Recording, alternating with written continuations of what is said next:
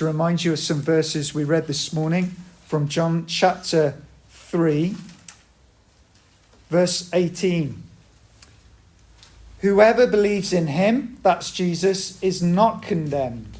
But whoever does not believe stands condemned already because he has not believed in the name of God's one and only Son. This is the verdict. Light has come into the world, but men love darkness instead of light because their deeds were evil. Everyone who does evil hates the light and will not come into the light for fear that his deeds will be exposed. But whoever lives by the truth comes into the light so that it may be plainly seen that what he has done has been done through God. Well, this morning we looked at John chapter 3, those famous verses, for God so loved the world, verse 16 and 17, because they give us something of the essence of the Christian gospel, of the good news. And I want us to look at verse 19 to 20 and 21, because what I'm going to say is here we get something of the essence of what it means to live as a Christian, the heartbeat of the Christian life. Whoever lives by the truth comes into the light so that it may be plainly seen that what he has done has been done through God. We're asking the question, what's the basic rhythm? What's the basic flavour? What's the basic habit of an honourable, well-lived Christian life? But first we need to jump into verse 18. And we need to see that the coming of Jesus into the world, the coming of the Son of God into the world, was not to bring condemnation, but his coming does pronounce a judgment on the world, clearly makes a break between two types of people. People who do not believe in Christ are condemned already because they have not believed in God's one and only Son. So whilst the purpose of Christ coming into the world is to save the world, there is a judgment that is pronounced on those who do not come to that light. And we need to get stuck into this to understand that. In all its evading of God and his truth, in our attitude as a world to Jesus, there's a verdict pronounced upon us. So somebody shows you the proms, the first night of the proms, and there's a wonderful piece of orchestral music, and by objective standards that music is absolutely beautiful, and somebody listens to it and says, rubbish, terrible. Well, actually their verdict on that beauty says more about them than it does about the beauty itself. And so people's verdict on Christ and his beauty and grace we see in Jesus says more about us and what's in our hearts. So look at verse 19. This is the verdict. Light has come into the world. What a wonderful, wonderful phrase. In the beginning, God created the heavens and the earth. Let there be light. God's light came into a dark world.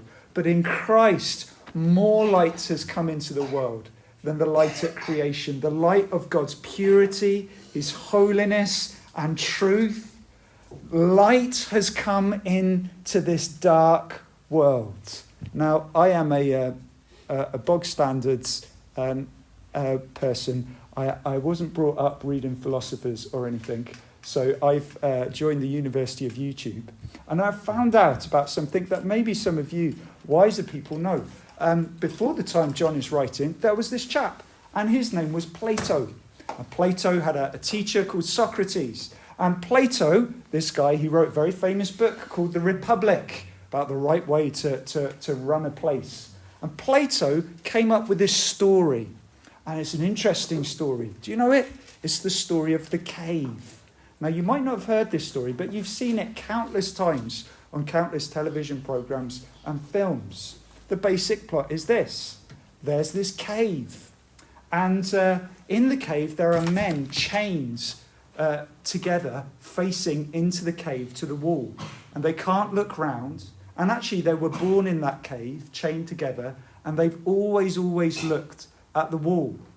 And they can't see much. It's dark in the cave. There's light coming in through the entrance. And every so often, out in the entrance, somebody walks past, or a cart comes past, or somebody's walking past. So all they see are the shadows going across the wall of the cave. And that's all they've known. And they think those shadows are real. That's all they've known. And one of the guys chained up, it's a very cheery story, isn't it? One of the guys chained up escapes from the cave. And he runs out, into the real world, except he can't see anything because he's been living in shadow that long and it's so bright. Eventually his eyes become accustomed to the light and he can see the sun and he sees the trees and he can't accept that the things that he's seeing are real. And eventually he comes to understand, oh, this is real. Okay, so he goes back into the cave to tell them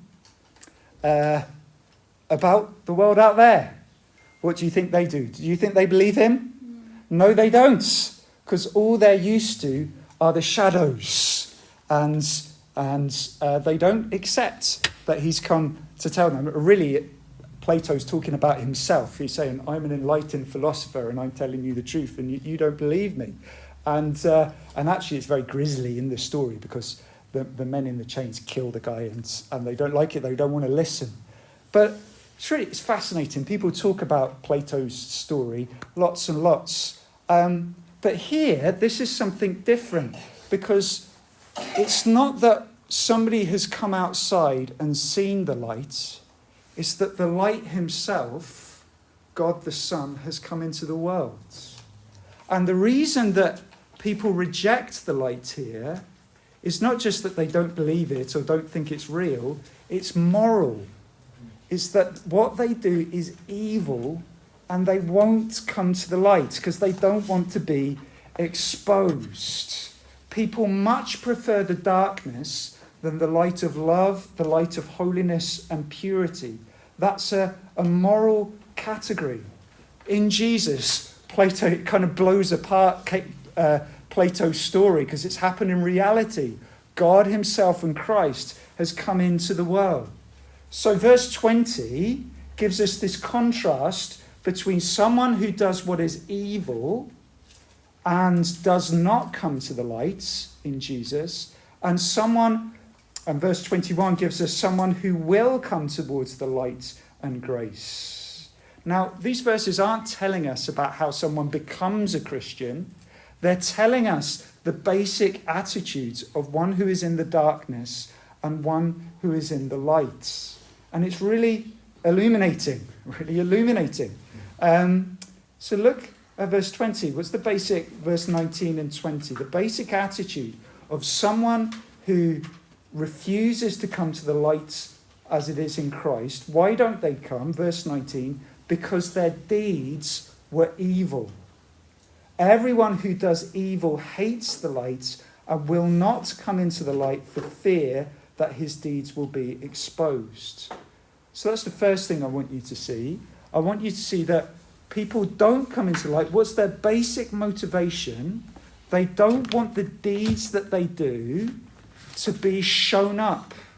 Their evil works of darkness and works against God, denying God, they won't come to the truth and the light and the grace of Jesus because they don't want those things that they do to be exposed. Think, well, the gospel's preached. Why don't people come? What's the reaction? Well, in our human hearts, we shy away from the light because our consciences tell us that what we do is wrong, and we don't want that to be found out. We don't want our works, our sinful works, to be exposed. I want to say as well, we don't want our works, the good things that we do in our own strength, to be exposed. Because we always, as humans, deep down, we want to bring something to the table. We want something to boast in. So we like to say, well, I've done this and I've done that. Why isn't moral people don't come to the light and the grace of Jesus Christ? Because moral people, you might say, I'm not an out-and-out evil person, but I'm taking this thing and I'm basing my worth on it, and I don't want that to be shriveled up in the light of God's purity. So I'll hang on to it. I'll stay in the darkness. So that tells you something about the human heart. I love Lord of the Rings. You'll know Gollum. He's thought evil things in his heart. He's held the ring. And Gollum loves dark places. He loves the shadows. He hates the sun. He won't come. He wants to hide. Touching on something about the human hearts, that we don't want to be exposed. We don't want to be found out. And so we shy away from the free grace and love in Christ. We want to hang on to what we have. And even as Christians, we can have a vestige of that in our hearts. So that's the first thing to see. Second thing we see, look at the contrast here. It's not a straight contrast. The one who doesn't come to the light does many things. Verse 20, everyone who does evil hates the light and will not come into the light for fear that his deeds will be exposed. So there's a whole panoply of evil things that one who doesn't come to the light does. All kinds of rabbit paths and nooks and crannies of the soul. Sin complicates things. There's this whole raft of evil deeds. Verse 21, whoever lives by the truth comes into the light. There's a simplicity. They live by the truth. Do you see? Sin makes things complicated. Grace makes things direct. They simply come to the truth. There's many things that the evil person does. There's one simple thing that the person in the light does. Paul says, this one thing I do. So there's a contrast there. And the third thing I want to say is the person in the light is not morally at first superior to the person in the darkness. They both started in the same place. There's one in the darkness, one in the light. The one in the light has come to the light. So they have both started out in the darkness. There isn't any kind of superior worth to Christians than non-Christians. That's really, really important to say. I remember Maya saying a couple of weeks ago, you bumped into somebody from your work and you were saying, where are you going on a Sunday evening? Oh, I'm going to church. And they said, oh, I didn't realise you were so good. And Maya said, I'm not good. That's why I'm going. And that's something the world just doesn't see. In claiming that we belong to Christ, we are not claiming to be morally superior. Far from it. We're claiming to have the same sickness, the same problem, to belong to the darkness. A Christian is not somebody who says, I'm so good and you're not. A Christian is somebody who says, I have the same problem, the same darkness. I need Christ. So here we get those in the darkness. Fourth thing I want to say is that those who love the evil, they shun the light out of fear, conviction, shame. But the person who comes to the light, who lives by the truth or does what is right, doesn't come with their deeds. They don't say, oh, I'm coming to the light. Look what I've done. Look what I've achieved. But verse 21, whoever lives by the truth, or in other versions, does what is right, they come reliant on God and what he has done. They come towards the light as it is in Jesus, even though it exposes their sin and their shame, because they are confident in what God has done in Christ. So that the things that they have done, that they have been done through God. It's an interesting verse 21, isn't it? So that it may be seen plainly that what he has done has been done through God. So the person who comes to the light doesn't come because they're superior. They're not like Plato. Oh, I've seen the light and I've come in to tell you jolly guys to step to it. I've seen the light, but I am coming to the light totally reliant on God and what he has done for me. They What they have done has been done through God. I want to put to you, that's the whole tenor of the Christian life. That as Christians, as we journey towards God in Christ, he has saved us and he will save us. As we come to the light, our sin is exposed, but by God's grace and his Spirit, there's things we say what is true, we seek to live what is right. What we have done has been done through God. It's been done because we've been born again. It's been done because he's helped us by his Spirit. And our good deeds are actually deeds that God has done in us by his Spirit. We depend on God. So what is the essence of the Christian life? Verse 21, I think, gets very close. It's living in the light, in dependence on God in Christ. Living to God through Jesus Christ. That's the heartbeat. John is getting here to what he'll talk about in his letter. Walking in the light. Walking towards the beauty and truth of who God is in Christ and depending on it. A life in dependence. Somebody once said that Christianity was just a feeling of total dependence. And when they said that, he was a liberal and he took Christianity off in that direction. A feeling of total dependence. But Christianity is about dependence. It's not about a feeling. It's about actual dependence on who God is, how he's revealed himself to be in Christ. Walking in the light, depending on God. What we have done has been done through God. Whoever lives by the truth does what is right. So Christian life is living honestly through what God has done through Jesus. Listen to this. I came across this story in a book by a chap called Dane Ortlund. This is August 2013. A Nigerian newspaper released a story. And it says this: an inmate caused a mild fast at the Owerri High Court after a judge acquitted him of all charges against him, but he refused and demanded to go back to prison. Instead of the usual jubilation that follows any ruling of discharged and acquitted, the inmate in question headed straight back to the prison, only to be intercepted by a prison guard who reminded him he was free to go home. To the chagrin of eyewitnesses, he said he was going nowhere, demanding to be allowed re-entry into the prison. What seemed like a mild drama turned absurd when the calm of the court premises was shattered by the freed prisoner's shouts and pleas to be allowed to go back to prison as he thrashed about and struggled with several prison officials. According to eyewitnesses, it took the effort of over 6 prison officials, court workers and policemen to get the freed inmate out of the court's premises. What a crazy story.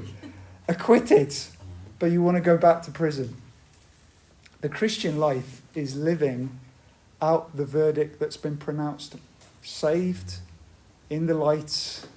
The one who does what is right comes to the light so that what we do has been done by God. And so we want to live not in the darkness, not going back, but consistent with what God has done for us in Christ, living in the light.